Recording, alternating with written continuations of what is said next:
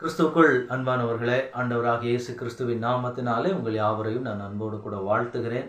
மீண்டுமாய் ஒரு புதிய நாளிலே தேவன் நம்மை சந்திக்க செய்த கிருபைக்காக நான் ஆண்டவரை ஸ்தோத்திரிக்கிறேன். இந்த நாளிலும் ஆண்டவர் நம்மோடு கூட பேசுகிற ஒரு வசனம், யோவான் எழுதின சுவிசேஷம் 11வது அதிகாரம் 40வது வசனம். இயேசு அவளை நோக்கி, நீ விசுவாசித்தால் தேவனுடைய மகிமையை காண்பாய் என்று நான் உனக்கு சொல்லவில்லையா என்றார். இந்த வார்த்தை கேட்டுக்கொண்டிருக்கிற தேவனுடைய பிள்ளைகளே, ஆண்டவர் இந்த நாளிலே உங்களிடத்திலும் இதே வார்த்தையை தான் சொல்லுகிறார். நீங்க விசுவாசிக்கிறீங்களா? ஆண்டவர் உங்க வாழ்க்கையில கிரியை செய்வார். ஆண்டவர் என் வாழ்க்கையை மாற்றுவார்.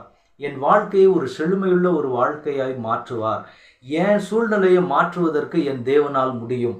டாக்டர்ஸோட ரிப்போர்ட் எப்படி இருந்தாலும் பரவாயில்ல, ஆனால் என் தேவனால் அதை மாற்ற முடியும்.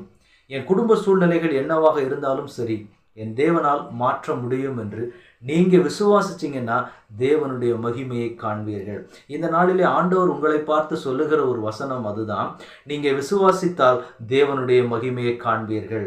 ஆண்டவர் இந்த இடத்துல சொல்லப்படுகிற வார்த்தையை பார்க்கும்போது மார்த்தாளின் இடத்துல ஆண்டவர் சொல்லுகிற ஒரு வார்த்தையாக இருக்கிறது.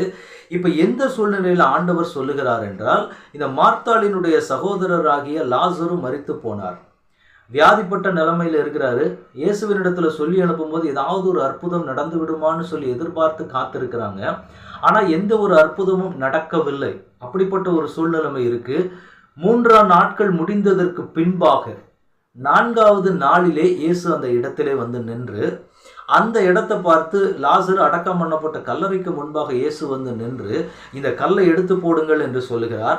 அப்ப அந்த மார்த்தாள் சொன்ன வார்த்தை, ஆண்டவரே 4 நாள் ஆயிருச்சு ஆண்டவரே, நாருமே என்று மார்த்தாள் சொல்லுகிற ஒரு வார்த்தையை பார்க்கும். அதுக்கு தான் இயேசு என்ன சொல்லுவார் அப்படின்னா, நீ விசுவாசித்தால் தேவனுடைய மகிமையை காண்பாய்.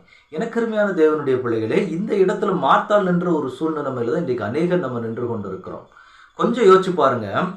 ஆண்டவர் நமக்கு சொன்ன வார்த்தைக்கும் சொல்லி இருக்கக்கூடிய சூழ்நிலைக்கும் பார்த்தீங்க அப்படின்னா 4 நாள் ஆயிடுச்சு ஆண்டவர். சில காரியத்துக்காக நம்ம ஜெபம் பண்றோம், நாட்கணக்காக சில வருஷ கணக்காக கூட நம்ம ஜெபம் பண்றோம்.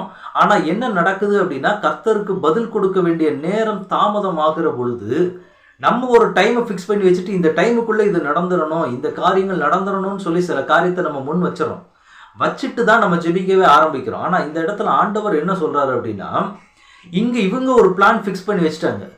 3 நாள்னா உயிரோடு எழும்புறதுக்கு வாய்ப்பு இருக்கு. ஏன்னா அவர்களுடைய முறைமைப்படி 3 நாட்களுக்குள்ள உயிரோடு எழும்பலாம். ஆனா அதுக்கு பிறகு எழுப்புவதற்கு வாய்ப்பு இல்லை. இன்னைக்கு நம்ம நிலைமை அதே தான். இந்த சூழ்நிலை, இந்த வாக்குத்தத்தம் நிறைவேறணும் அப்படின்னா இந்த டைமுக்குள்ளனா இது நடந்துரும்.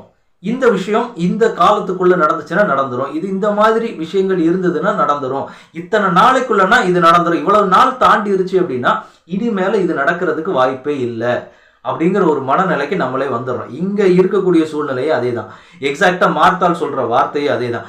4 நாள் ஆகிருச்சு ஆண்டவரே, இப்ப போய் கல்லறையில இருக்கக்கூடிய கல்லை எடுத்து போட்டீங்கன்னா நாருமே நாங்க என்ன பண்ணுவோம் அப்படிங்கிற நிலைமை தான் இன்னைக்கு நம்ம கூட நிலைமை அதே தானே. ஒரு குறிப்பிட்ட காரியத்துக்கு ஜெபம் பண்றீங்க, ஆண்டவருடைய பாதத்துல காத்திருக்கிறீங்க, கர்த்தர் செய்வாருன்னு எதிர்பார்த்தீங்க. ஆனா நாட்கள் போகும்போது என்ன நினைச்சிட்டீங்க அப்படின்னா, இந்த விஷயம் இதுக்கு மேல நடக்காது, இதுக்கு மேல இந்த காரியம் எப்படி நடக்கும். ஒரு உயர்வுக்காக காத்திருந்தீங்க, ஆண்டவருடைய சமூகத்துல ஜெபிச்சீங்க, போராடுனீங்க, அங்க சூழ்நிலை வேற மாதிரி இருக்கு.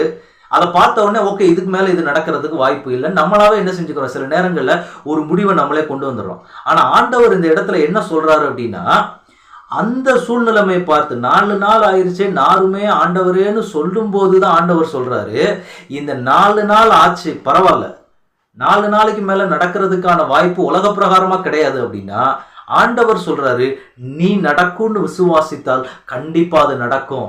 ஆண்டவர் சொல்லுகிறார், இதுக்கு மேல நடக்கிறதுக்கான வாய்ப்பே இல்லை, எனக்கு வர வேண்டிய ப்ரொமோஷன் வேற ஒரு ஆளுக்கு போயிருச்சு, இதுக்கு மேல எனக்கு உயர்வு கிடைக்க வாய்ப்பே இல்லைன்ற நிலைமையில நீங்க விசுவாசிக்கணும், என்னை கர்த்தர் உயர்த்த முடியும், என் தேவன் நினைச்சாருன்னா அந்த உயர்வை எனக்கு கொடுக்க முடியும், இதை விட ஒரு உயர்ந்த ஸ்தானத்தை எனக்கு கொடுக்க முடியும் அப்படின்னு சொல்லி நீங்க விசுவாசிக்க வேண்டிய ஒரு விசுவாசத்தை தான் தேவன் எதிர்பார்க்கிறார். அப்படி நீங்க விசுவாசிச்சா அந்த இடத்துல தேவனுடைய மகிமை வெளிப்பட ஆரம்பிக்கும். டாக்டர்ஸ் கைவிட்டுட்டாங்க, வியாதிப்பட்ட சூழ்நிலைமை, இதுக்கு மேல காப்பாற்ற முடிகிற ஒரு சூழ்நிலை இல்லை, இதுக்கு மேல நீங்க டெய்லி ட்ரீட்மெண்ட் எடுத்துக்கிட்டே தான் இருக்கணும், இதுக்கு மேல அந்த வியாதி சுகமாகிறதுக்கு வாய்ப்பே இல்லைன்னு சொல்லிட்டாங்க. அந்த இடத்துல நீங்க விசுவாசிக்க வேண்டும். என் ஆண்டவரால் இதை குணமாக்க முடியும், என் ஆண்டவரால் இதை செய்ய முடியும் அப்படின்னு சொல்லி அந்த இடத்துல நீங்க விசுவாசிக்க வேண்டும். அந்த இடத்துல நீங்க விசுவாசிக்கிறீங்களாங்கிறது தான் இன்றைக்கு ஆண்டவர் உங்களோடு கூட கேட்கிற விஷயம். நார்மலான டேஸ்ல நீங்க விசுவாசிக்கிறீங்க, ஆனா எல்லை கைமீறி போன பொழுது ஒண்ணுமே நடக்கிறதுக்கான வாய்ப்பே இல்லைங்க. சுற்றிலும் எல்லாருமே கைவிடப்பட்ட ஒரு நிலைமை.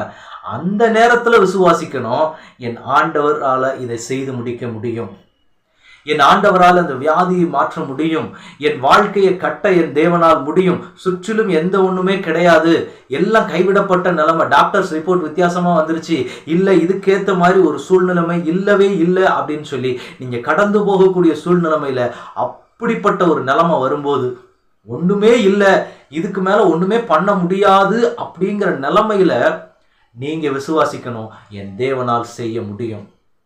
அதுதான் ஆண்டவர் இந்த நாளில நம்ம கிட்ட எதிர்பார்க்கிறவர். அந்த விசுவாசம் இன்னைக்கு நமக்குள்ள இருக்கிறதா?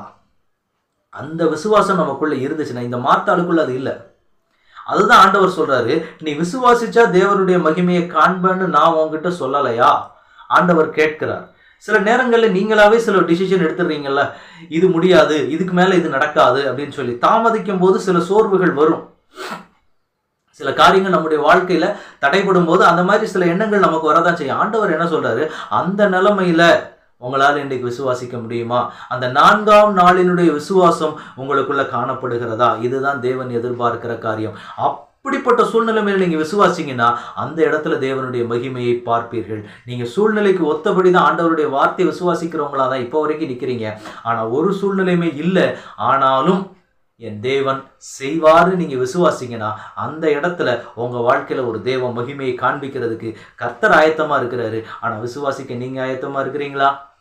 இன்னைக்கு அந்த விசுவாசத்துக்கு நீங்க ஒப்பு கொடுங்க. ஆண்டவரே, எப்படிப்பட்ட சூழ்நிலையாக இருக்கட்டும், எப்படிப்பட்ட காரியங்களாக இருக்கட்டும், கைவிடப்பட்ட நிலைமையாக இருக்கட்டும், உங்களை நான் விசுவாசிப்பேன், என் கர்த்தரால செய்ய முடியும், என் தேவன் எனக்கு செய்வார் அப்படின்னு சொல்லி அந்த விசுவாசத்துக்குள்ள வர வேண்டும் என்று தேவன் உங்களிடத்திலும் என்னிடத்திலும் எதிர்பார்க்கிறார். உங்களுக்காக நான் ஜெபிக்கிறேன். அன்பின் தகப்பனே, உடைய முகத்தை நோக்கி பார்க்கிறோம்ப்பா. இந்த நாளிலும் உடைய பிள்ளைகளோடு கூட நீர் பேசுகிற உடைய வார்த்தைகளுக்காக உமக்கு நன்றி செலுத்துகிறேன்.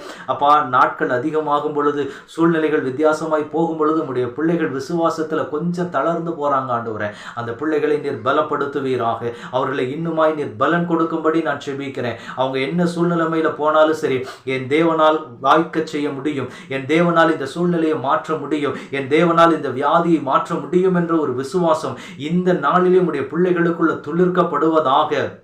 நீ விசுவாசித்தால் தேவ மகிமையை காண்பாய் என்று அன்றைக்கு மார்த்தாளுக்கு சொல்லி ஆண்டவர் லாசருவை எழுப்பி ஒரு அற்புதத்தை செய்ததை போலவே உம்முடைய பிள்ளைகளை இக்கட்டான சூழ்நிலையில் நின்று கொண்டு இருக்கிறாங்கப்பா. அந்த பிள்ளைகளுக்கு ஒரு அற்புதத்தையும் அடையாளத்தையும் செய்து காண்பித்து உம்முடைய பிள்ளைகளை நீர் மகிழ பண்ணுவீராக. அப்படிப்பட்ட ஒரு அடையாளத்தோடும் அற்புதத்தோடும் இந்த நாளிலே கர்த்தர் உம்முடைய பிள்ளைகளுக்கு நீர் உம்மோடு கூட இருக்கிறீர் என்பதை நீ நிரூபித்து காண்பிக்க போகிற தேவனுக்காக உமக்கு நன்றி செலுத்துகிறோம். இம்மட்டும் காத்த தேவன் இனி வருகிற நாட்களிலும் எங்கள் வாழ்க்கையில தேவ மகிமையை காண்பி நீ நடத்த போகிற தேவனுக்காக உமக்கு நன்றி செலுத்துகிறோம். ஆளுகை செய்ய வழி நடத்துங்க. இயேசு கிறிஸ்துவின் நாமத்தில் ஜெபம் கேளும் எங்கள் நல்ல பிதாவே. ஆமென், ஆமென், ஆமென். God bless you.